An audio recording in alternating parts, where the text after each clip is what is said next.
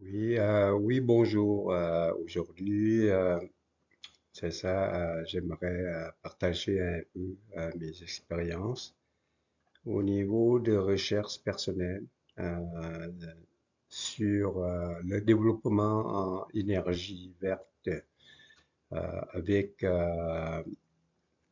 le solaire, BESS, également avec les liens de télécommunication en fibre optique entre la Chine, le Laos, la Thaïlande, la Malaisie et le Singapour. Le but est de regarder la préfaisabilité des études possibles au niveau technico-économique, y compris aussi au niveau géopolitique concernant on voudrait dire que les partages côté de la richesse des cinq pays, c'est-à-dire que regarder les possibilités, comment rentabiliser le projet en question pour attirer les investisseurs. C'est le projet en question ça revient avec des études d'interconnexion que j'ai moi-même appris comment ça marche au niveau des interconnexions des réseaux électriques très haute tension en courant continu et en courant alternatif. OK, avant de passer, j'aimerais me présenter. Mon nom est Mathieu Bravon-Biengram. Je suis ingénieur électrique et je dirais que ça fait quand même plusieurs années que je travaille dans le domaine. C'est aux alentours de 40 ans et je travaille souvent comme un expert ou un stratégie advisor pour le déploiement en énergie. Fait que, on va regarder, avant de passer à la phase suivante, souvent je me réfère aux gens qui ont des expériences au niveau de développement euh, technico-économique. Fait que, comme vous voyez sur l'image, c'est souvent on se réfère à quelqu'un pour avoir des idées. À partir de ces gens-là et à partir de plusieurs compagnies qui font des développements comme Temasek, comme JIC, comme SoftBank, BlackRock, Woodbank, ADB, IFC, et parmi les multimilliardaires, comment ils regardent le projet. Euh, Avec ces expériences et des examens, c'est une aspiration pour moi pour développer en question, pour regarder le côté de faisabilité du projet, entre les projets plus riches pour les participants dans le projet en question. C'est vraiment les cinq pays, euh, comprendre la Chine, le Laos, la Thaïlande, la Malaisie et le Singapour. Et le but de ce projet en question, c'est sûr que c'est de créer la richesse avec intelligence artificielle, avec cloud, toutes ces affaires-là pour les cinq pays en question. Si on regarde la vision euh, que je, que je développe, c'est-à-dire que à côté des visions, ça veut dire que on va avoir un corridor au niveau de connexion énergie et data euh, avec les pays de l'Asie du Sud-Est, y compris la Chine, intégration de la Chine, et avec la richesse qu'on regardait, c'est vraiment au niveau d'utilisation du côté de digitalisation plus infrastructure de l'énergie. Ça, c'est la vision que je trouve, c'est quand même intéressant. côté du corridor pour la partie de l'Asie du Sud-Est et de la Chine. Et au niveau de regarder, au niveau d'envergure de projet que moi-même je regarde, et le projet en question comprend, un exemple, la totalité de parcs éoliens aux alentours de 18 000 mégawatts de solaire. OK, c'est pas éolien, c'est de solaire. 24, à peu près 24 gigawattheures de BESS, de Battery Energy Storage System. Et également que pour interconnecter toute l'énergie du Laos jusqu'à Singapour, on doit viser vraiment que le lien de transmission en haute tension en courant continu, plus ou moins 800 kV. OK, ça c'est vraiment c'est pour distribuer l'énergie de l'ensemble. Ça veut dire que le Laos possède 6000 mégawatts solaires, et Thaïlande 6000, la Malaisie 6000 et la charge finale c'est le Singapour. Et également, pour profiter de cette infrastructure-là, qu'est-ce qu'on fait?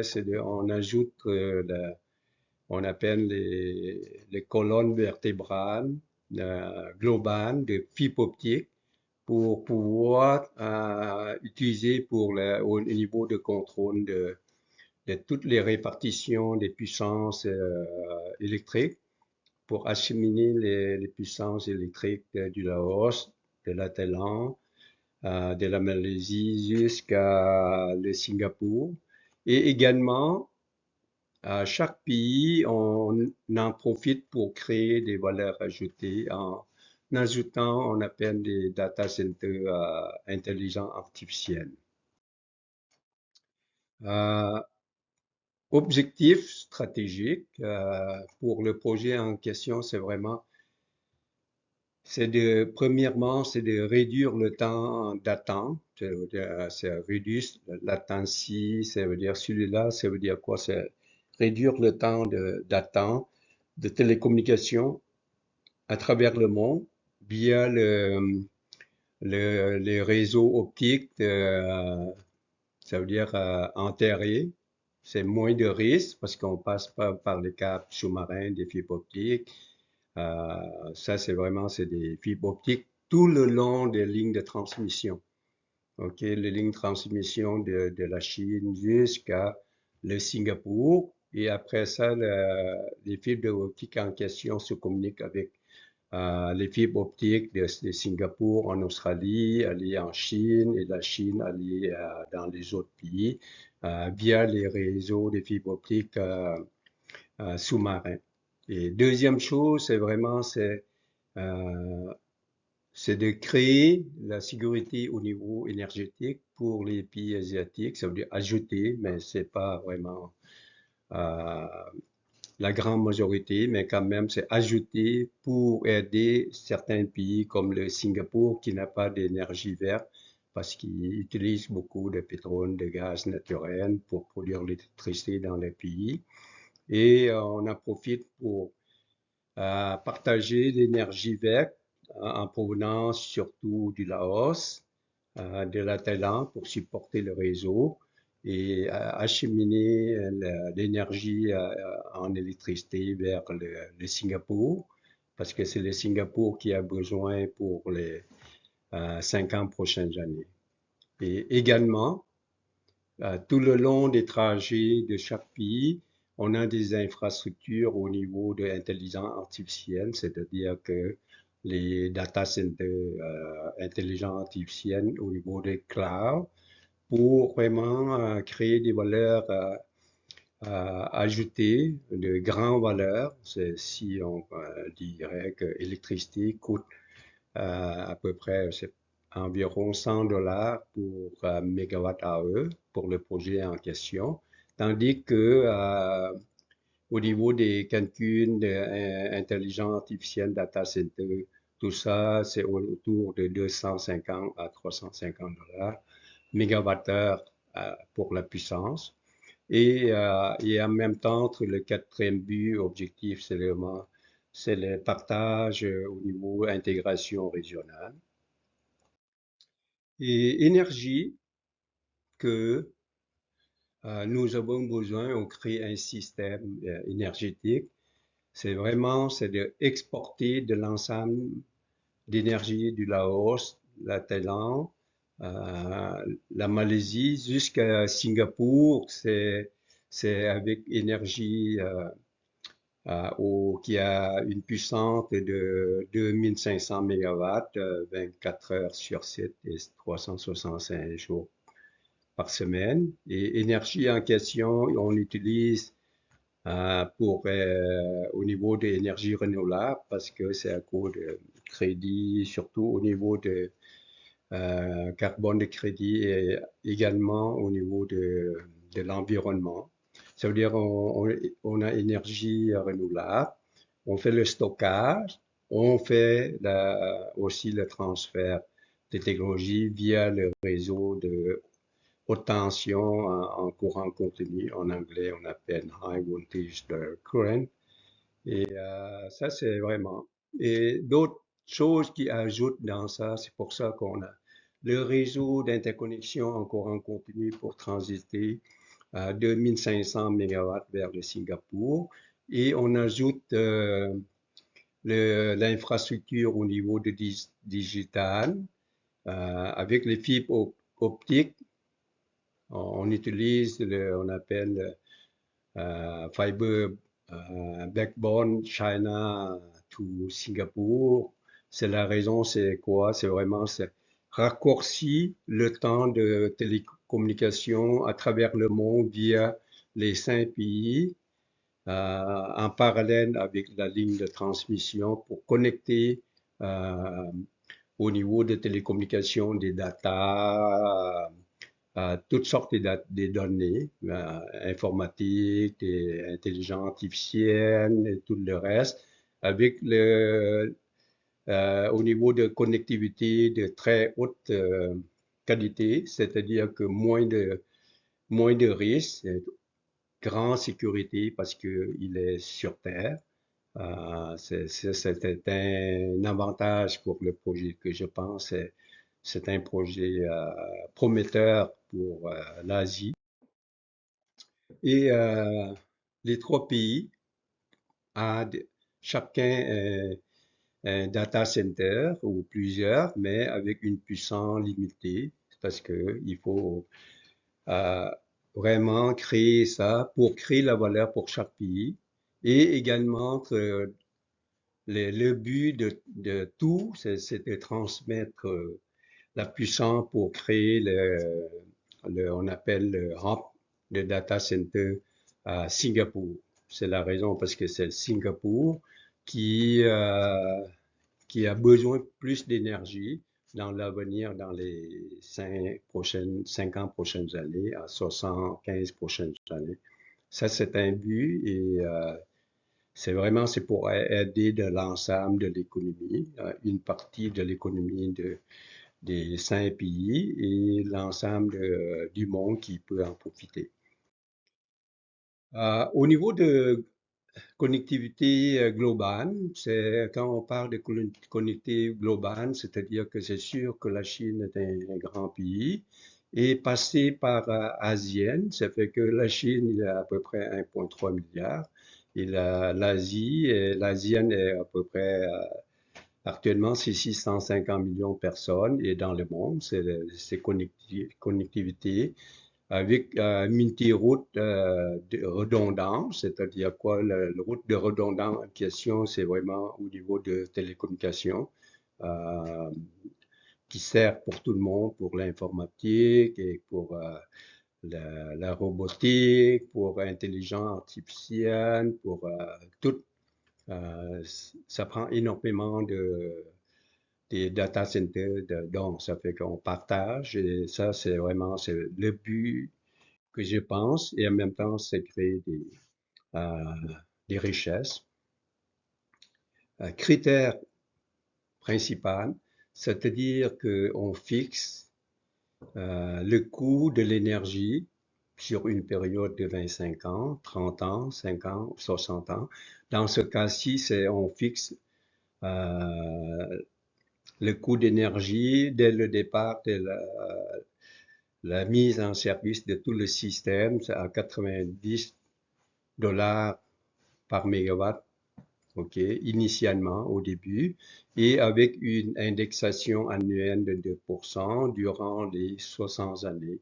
Parce que l'énergie dans les 5 pays, le coût est différent, c'est-à-dire que le plus haut, c'est le Singapour. Donc, c'est pour ça la raison, c'est le Singapour a besoin. Donc, c'est celui qui a plus, comme le Laos avec énergie verte. Si on vend directement, sans valeur ajoutée, c'est sûr que le coût, il est autour de 60 dollars actuellement.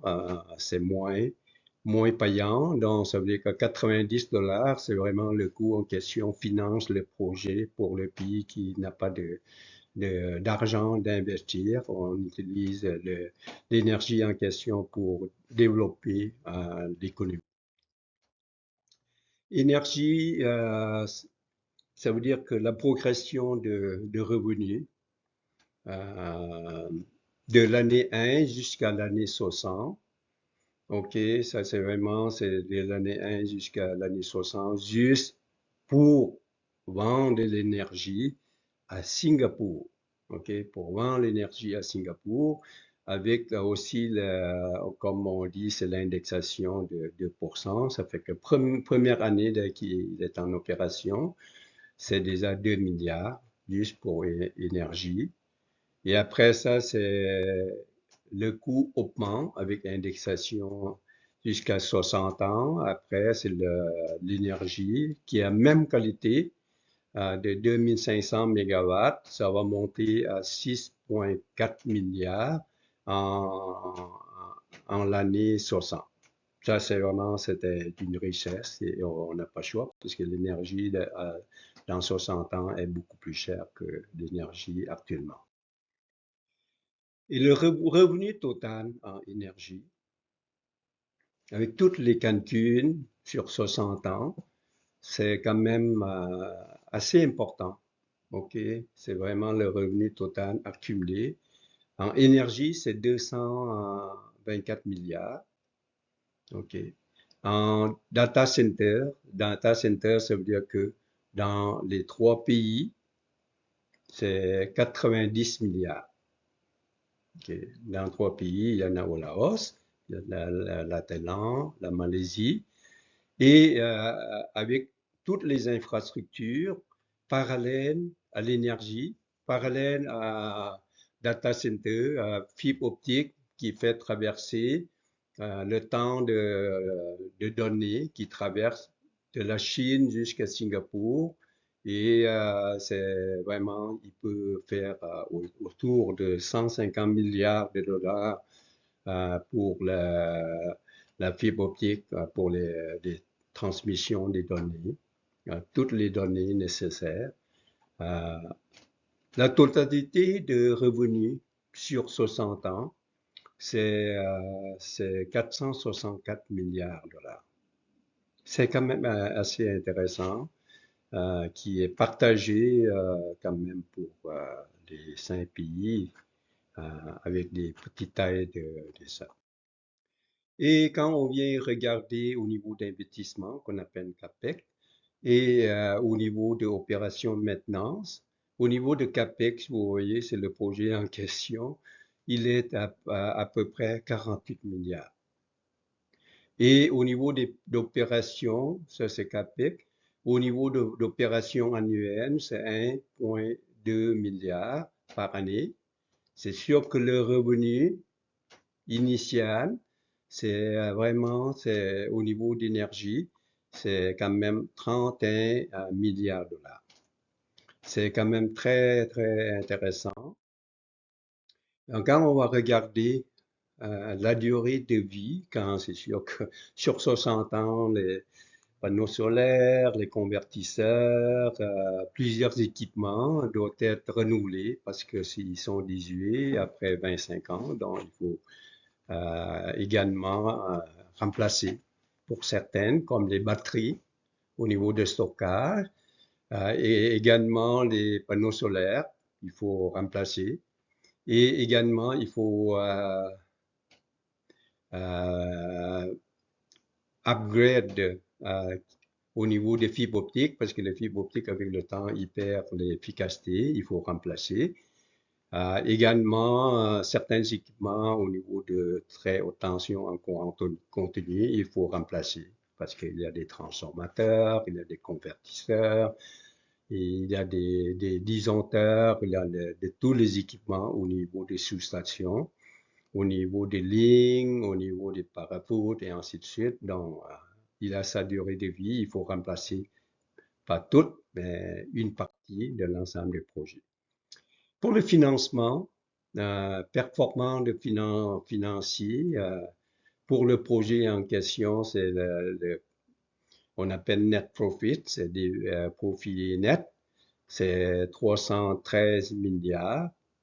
Et le retour sur l'investissement, c'est 10 à 11%. Et au niveau de paiement par rapport à la dette, ça prend 9 ans à 12 ans. Mais c'est un très, très bon projet. Et après ça, une fois que le payback est payé sur 12 ans, par exemple, et le reste, il reste à ramasser le profit. Donc, c'est qu'il accumule le profit pour l'investissement.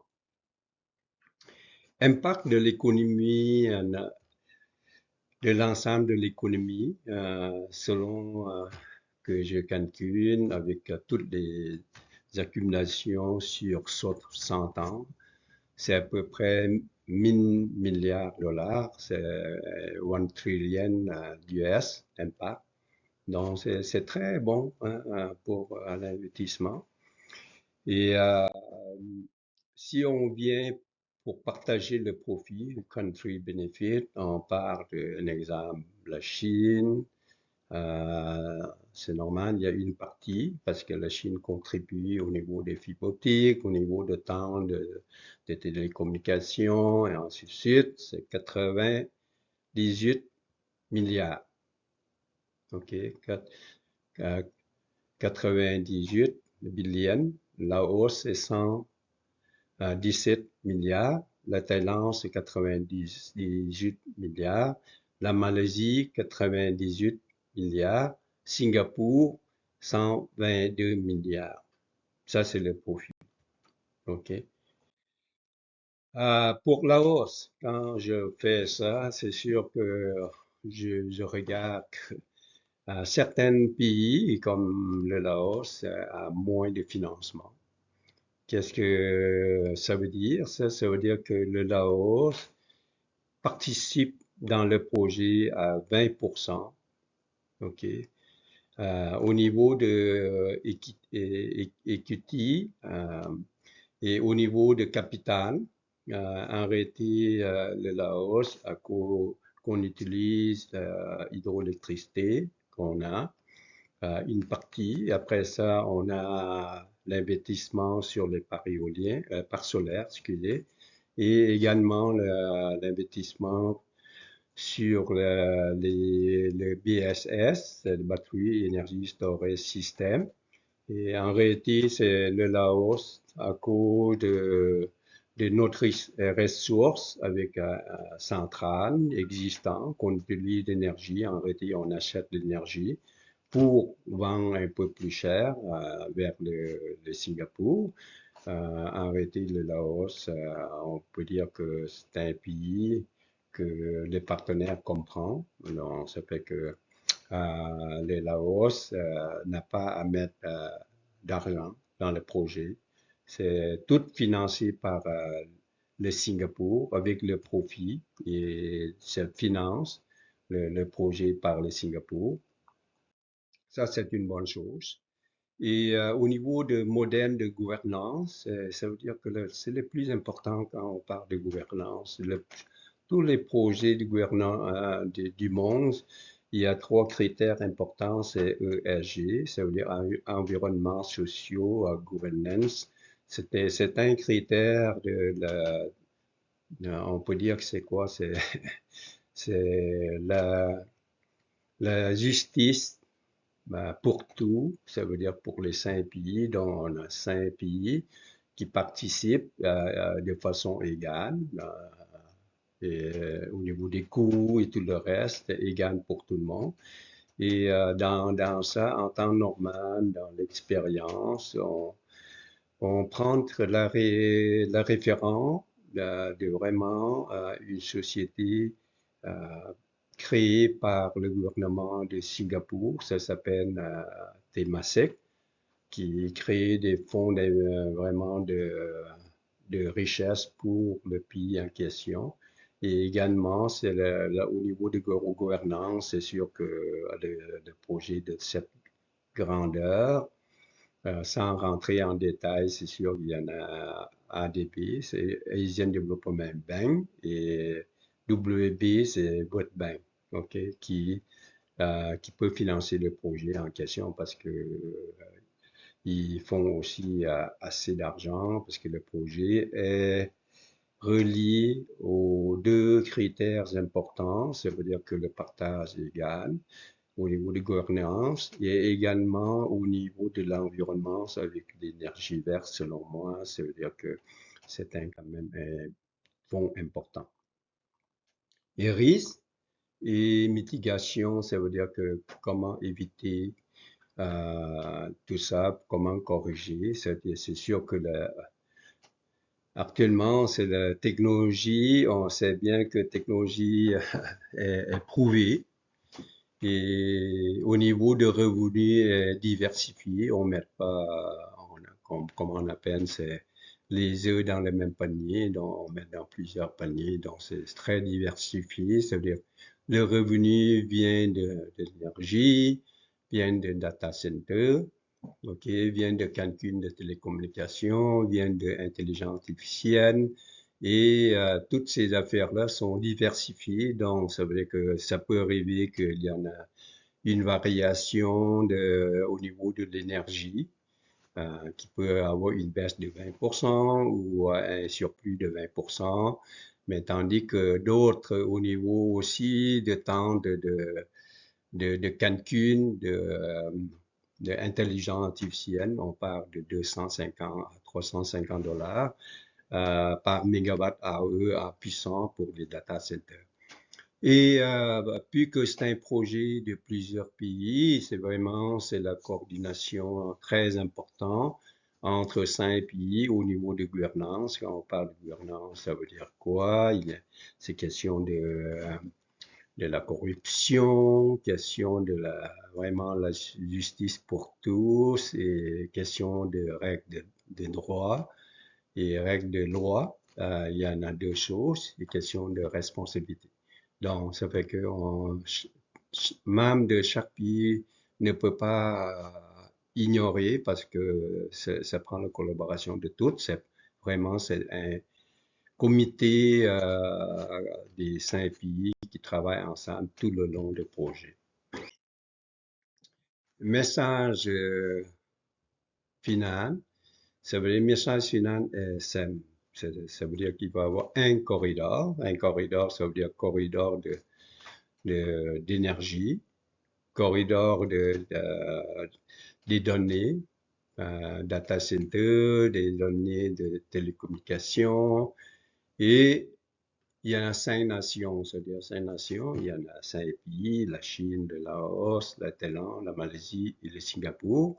Et l'important, c'est l'impact, l'investissement qu'on peut dire que c'est pas énorme. On part d'ensemble autour de 50 milliards, mais après 60 ans, ces 50 milliards-là, ils montent jusqu'à 1000 milliards, ça veut dire dollars pour tout le monde, et il reste à partager selon le pourcentage de responsabilité de chaque.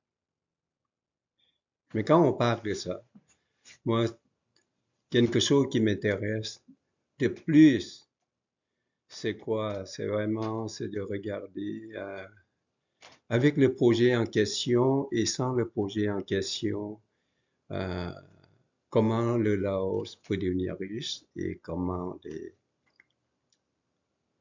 les Laotiens euh, peuvent avoir d'argent.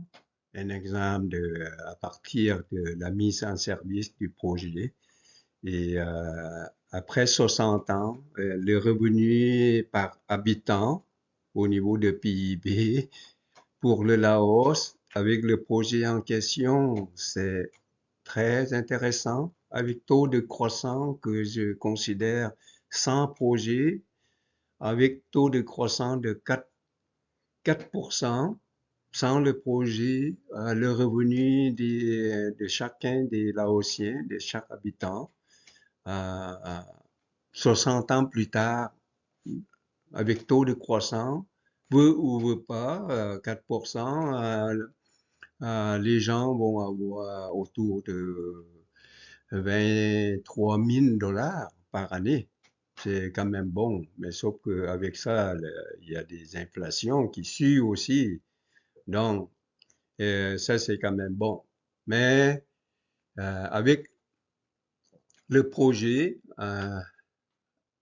car 60 ans plus tard, le revenu par habitant de chaque Laotien, il va monter à 43 000 $ par année. OK? 60 ans plus tard. Mais si on regarde la palette de 20 ans, si on regarde la palette de 20 ans, OK, actuellement, le GDP par habitant du Laos, il est à 2341. OK? 2341. Et 20 ans plus tard, sans projet, il va monter à 5200. 40 ans plus tard, il va monter à 16 000.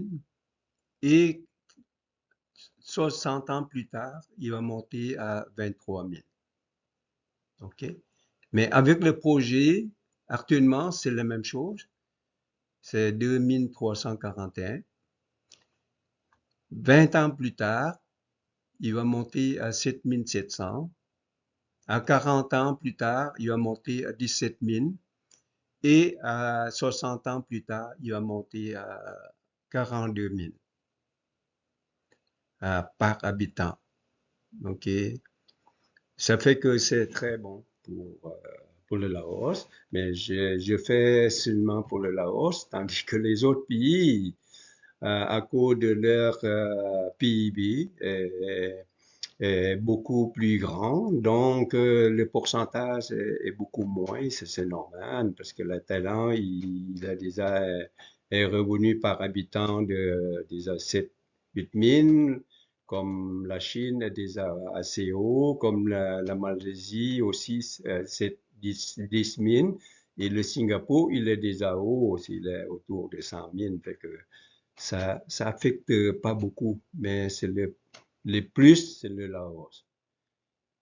Entre le projet et sans projet, 60 ans plus tard, c'est la différence à 19 429 $ par tête. De plus, ça c'est vraiment le projet qui est promoteur pour tout. Ça c'est une chose. Et le projet en question,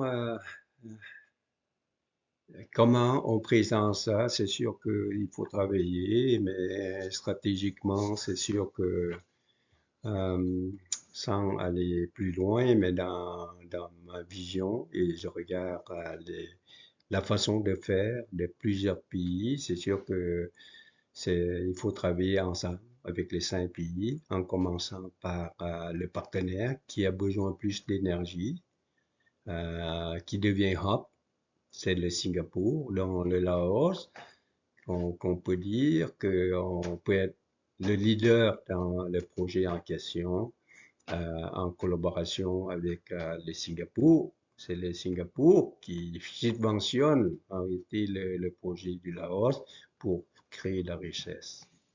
Ça, C'est plusieurs pays qui utilisent cette façon-là de regarder comment développer l'énergie, parce que la richesse du Laos est de façon importante, souvent c'est au niveau de l'énergie verte.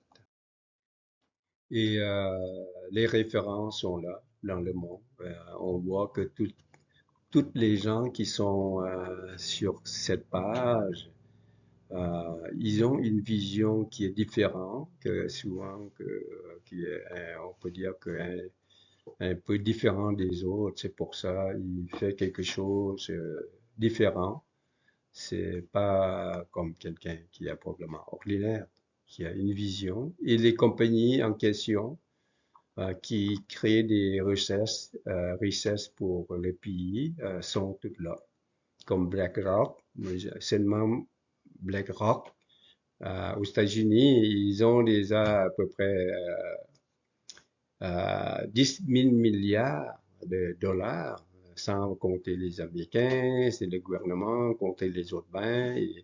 Et seulement Temasek de Singapour, il a le même d'argent que le PIB de Singapour. Il a 450 milliards et le Singapour a à peu près 450 milliards aussi. Ça fait que les deux ensemble, c'est un fonds qui est très important pour supporter lors de crises importantes.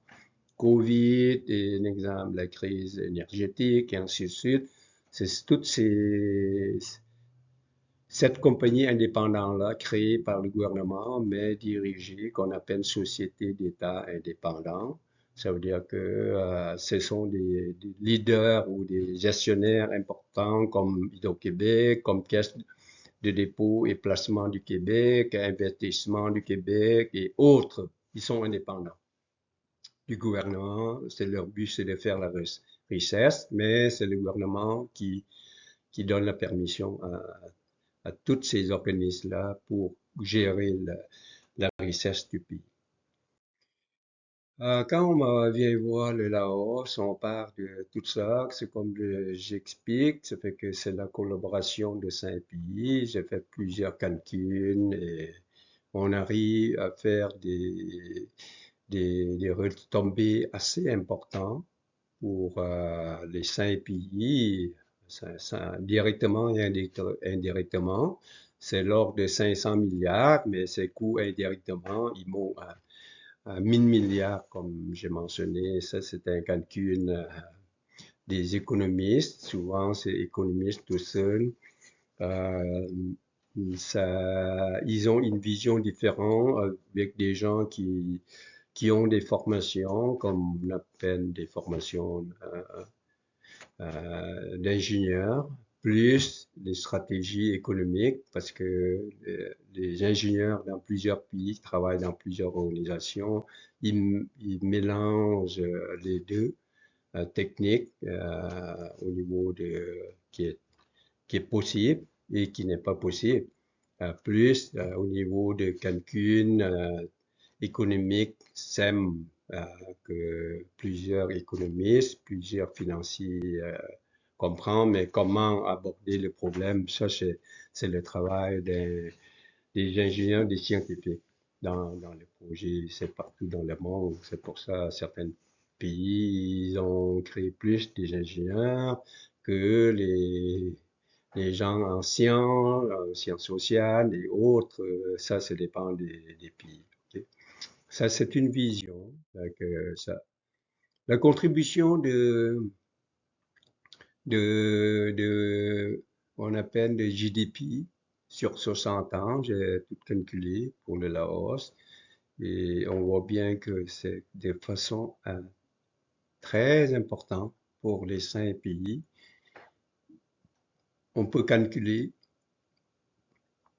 les 20 premières années,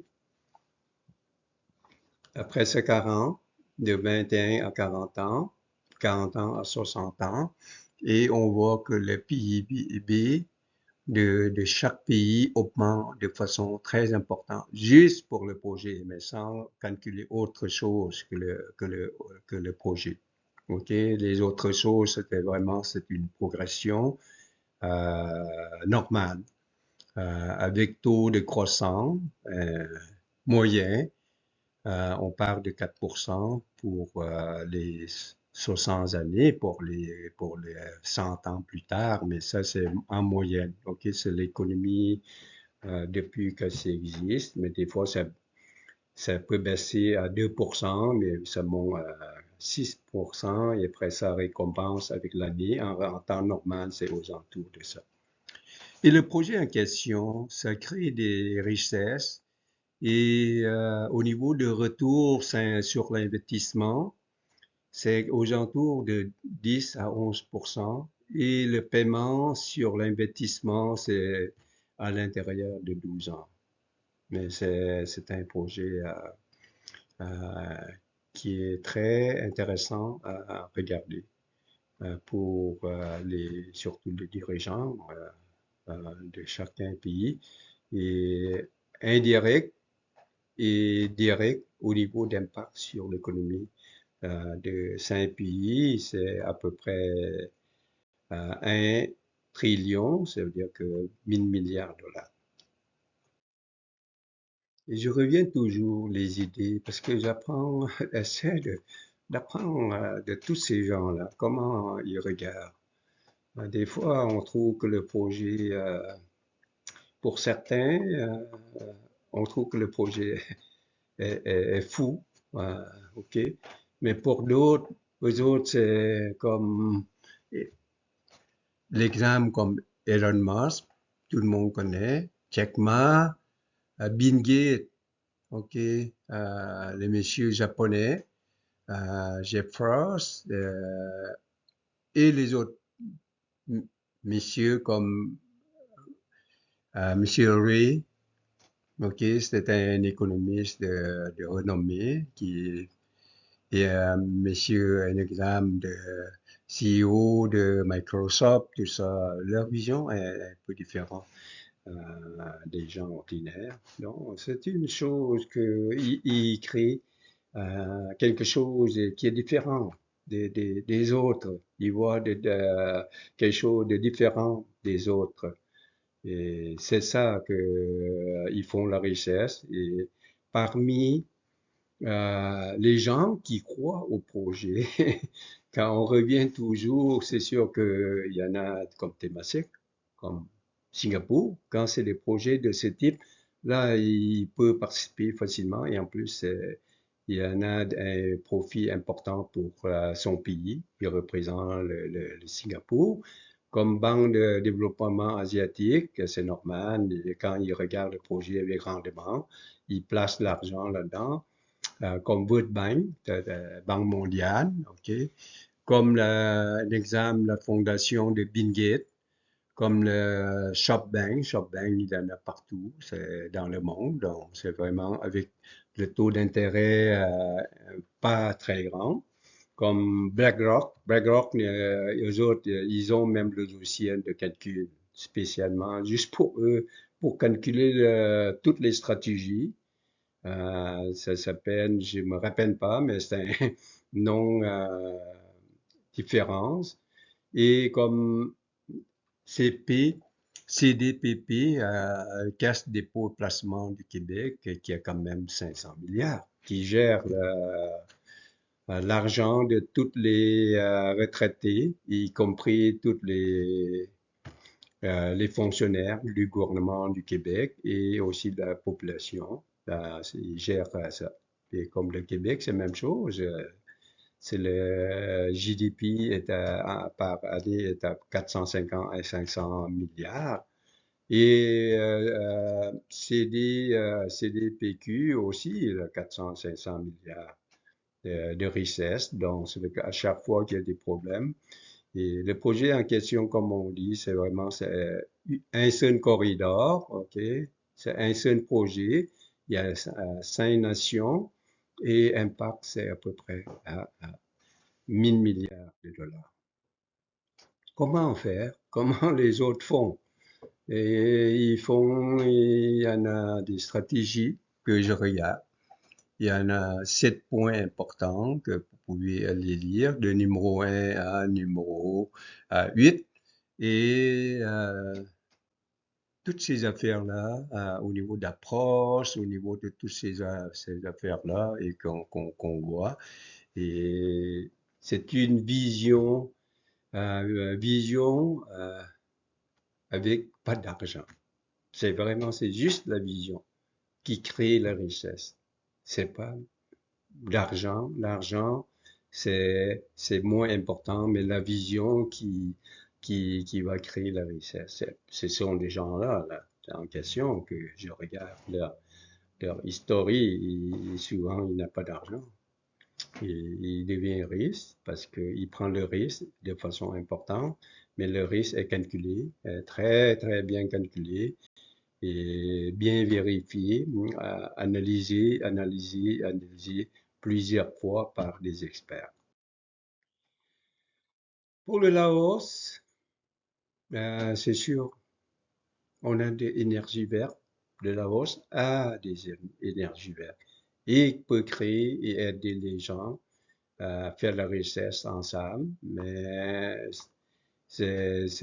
tout seul, le Laos peut pas parce que c'est la richesse des pays autour qui vont aider le Laos à faire la richesse parce que parmi les pays autour, c'est sûr que la Chine, il y a un PIB de 20 000 milliards, le Singapour, c'est aux alentours de 500 milliards, ok, ça c'est vraiment. Et le Vietnam, c'est un des pays aussi, c'est 400-500 milliards. Euh, la Malaisie, c'est beaucoup plus. La Thaïlande, c'est 500 milliards. C'est vrai que c'est vraiment une bonne chose. Mais si on met un peu plus, à jeter le Vietnam à l'intérieur, c'est encore beaucoup plus pour créer la richesse, comme le Laos, c'est comme autour de tous ces pays-là, c'est un avantage très, très, très, très intéressant à regarder. Et je viens de regarder le résumé de toutes ces affaires-là. Et, OK, le projet, sans ce projet, c'est la ligne verte qu'on a vue ici. Avec, non, sans ce projet, c'est la ligne rouge. OK. On a actuellement 16,5 milliards de PIB. 20 ans plus tard, ça c'est référent de 2024. 20 ans plus tard, c'est 2044. OK. Sans le projet en question, le PIB du Laos va monter à 36,2 milliards. Et 40 ans plus tard, en 2064, le Laos, avec taux de croissance constant de 4%, on va avoir à peu près 79 milliards. Et 60 ans plus tard, avec taux de croissance de 4%, si l'économie va bien, ok, fait que le Laos va avoir 173 milliards. Et ça, c'est sans projet en question. Mais avec le projet à développer, euh, au début, il commence en même temps. Donc, il faut dire que le projet, ça va prendre 7-8 ans pour construire. Donc, on prend la référence de 2024. OK? 2044, 20 ans plus tard, il va monter juste la partie avec la contribution du projet, c'est de 107 milliards. 40, 40 ans plus tard, il a monté à 320 milliards. Et 60 ans plus tard, le PIB du Laos va augmenter à 805 milliards de dollars. Donc, c'est que si on fait ça, on va savoir tout de suite que le PIB, la différence de PIB avec le projet, il va monter à 805 milliards. Et sans projet, c'est 173 milliards, c'est taux croissant de 4%. Et la différence des deux, c'est 631 milliards de dollars. Ça veut dire que la multiplication avec le projet, c'est 3,6 fois de PIB à 100 projets et avec projet. Et ça, c'est souvent, c'est la valeur ajoutée. Et, ça, c'est une chose. Et je pense c'est bon. Je pense c'est bon et c'est un modèle que probablement plusieurs utilisent. Je copie et je regarde comment les autres développent leur pays. Et ça, c'est un vraiment schéma pour les ingénieurs euh, qui connaissent. Donc, il va avoir des liens, tout simplement. On appelle des liens en courant continu, très haute tension en courant continu, du Laos, ok, la Chine, Laos, Thaïlande, Malaisie et Singapour. Et on va avoir les liens de télécommunication. Ça veut dire les liens de communication pour toutes les datas. De la Chine jusqu'à Singapour. Et Singapour, il s'en va à travers le monde. Et la Chine s'en va vers le nord, y compris plusieurs pays. Et toutes ces configurations-là, on va savoir que c'est qu'est-ce qui fait l'argent. Ça veut dire l'argent vient de l'énergie verte en électricité, vient des data centers, vient des données de transmission, qui est des valeurs ajoutées de façon importante. Juste data center, on parle de 1 mégawatt, c'est 250 à 350 dollars le mégawatt à eux pour la taille des data centers. C'est le temps de calcul. Et quand on vient au niveau de télécommunication, c'est sûr que puis il raccourcit la distance via les câbles sous-marins et le temps latent, qu'on appelle le temps latent, est le plus rapide et les flux des données sont très grands. Les données, peu importe les données stratégiques de tous les pays, de toute façon, ils partagent quasiment toutes. Et il va sauver le temps de passer par les satellites. Dans certains cas, ils passent toutes par les câbles, qui est le plus rapide. Les satellites est lent. Par rapport au câble, c'est beaucoup moins cher que les satellites plusieurs fois. Et ça, c'est vraiment, si on regarde les réseaux de fibre que je regarde et conçus, ce sont des réseaux existants et des réseaux neufs, de la Chine jusqu'à le Singapour, et vous voyez tous les réseaux existants des fibres optiques à travers le monde. OK, donc ils passent par ici, c'est le raccourci, au lieu de passer par plusieurs chemins, ils passent par ici, et après ça, ils s'en va n'importe où, que vous voyez ici. OK, ça va en Australie, ça va à un examen au Japon, et au Japon, ça va aux États-Unis, et après ça, aux États-Unis, ça va en Amérique du Sud, en Sud-Sud.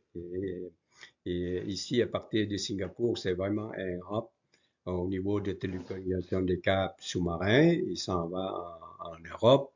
OK, vraiment, c'est toutes les data qui est très important et critique. En passant par ici, ça raccourcit beaucoup et rentrer en Chine, ce qui est grand marché de 20 000 milliards aujourd'hui. Dans 60 ans, il va monter à plusieurs centaines de milliards. Ça, c'est clair. OK, c'est les chemins créés. Vraiment, c'est quelque chose qui est intéressant. Et la richesse de chaque pays qui en profite, ça veut dire que la Chine, il peut faire des profits, le Laos surtout on peut dire dans la stratégie, qui a moins de fonds d'investissement, mais il profite parce qu'on a de l'énergie verte, des centrales, en plus, il y a énormément de terrain disponible et on utilise ces ressources-là qui représentent comme l'argent pour l'investissement. Et celui qui investit, c'est le Singapour. Et chaque partie est investie, comme la Thaïlande, la Malaisie, la Chine et le Singapour, il investit toujours pour Laos, pour aider la Laos parce qu'il a besoin d'énergie de la Laos. OK. Et ça, c'est les profits qu'on peut avoir sur 60 ans, qui est de façon importante. Et si, quand on revient ici, on voit tout de suite. la progression des profits. Et sans projet, le GDP de Laos avec les projets, sans parler d'autres projets, je parle seulement un seul projet en question. On a monté déjà à 60 ans plus tard avec le projet GDP ou PIB du Laos en français, puisqu'on parle en français parce que j'ai version anglais et j'ai version là. Fait que 100 projets, c'est 163 milliards. Avec projet, c'est 805 milliards. La différence, c'est avec 631 milliards. Ça, c'est la pensée de, de, de plusieurs personnes qui voient. Ça ne veut pas dire que le projet va être réalisé. Ça va dépendre de plusieurs facteurs. OK? Ça, je parle de différence. Fait que ça, c'est au niveau de PIB par capita ou par habitant, vous voyez. Et c'est en 60 ans plus tard avec le projet, chaque Laotien il va avoir 42 000 dollars. Et sans projet, on va avoir 23 000 dollars 60 ans plus tard avec taux croissant de 4%. Et la différence des deux, c'est par habitant, c'est quand même 19 000. On part de 2 300 dollars 60 ans plus tard. Mais ça c'est la richesse du pays qui crée ça pour nous. Et pour faire tout, je fais une petite représentation. C'est sûr que je m'adresse de façon arbitraire. Il peut y avoir plusieurs partenaires, mais tout va dépendre de la décision des visionnaires. Peut-être je vais faire partie euh, d'une équipe quelconque qui peut demander mon aide. Ça peut être Temasek qui peut-être vérifie le projet avec moi ou avec quelqu'un d'autre qui a la même vision. Fait que jusqu'à ici, j'aimerais vous remercier. Avec des questions, on s'en vient plus tard. Et le projet en question, je pense, déjà, on peut dire, plusieurs années, parce que je prends les examens au niveau d'interconnexion de l'Hydro-Québec avec les États-Unis, mais c'est pas à créer la valeur ajoutée, c'est justement d'énergie. OK?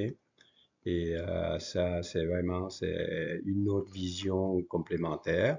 Et je vérifie au niveau de technique, est faisable techniquement. C'est quelque chose qui est faisable. Ça se fait à travers le monde depuis longtemps. Et économiquement, également, est faisable. Et géopolitiquement, également, est faisable. Pourquoi est faisable? Parce que tous les pays, de la Chine jusqu'à le Singapour, chacun a le bénéfice du projet et avec toutes ces affaires-là. Et le projet est équitable pour tout. Il n'y en a pas un qui est gagnant et d'autres perdants. Selon moi, c'est vraiment avec une vision de gagnant-gagnant pour les 5 partenaires. Ok, je vous remercie. Et la question s'en vient après, s'il y en a. Ça fait que je vous remercie énormément.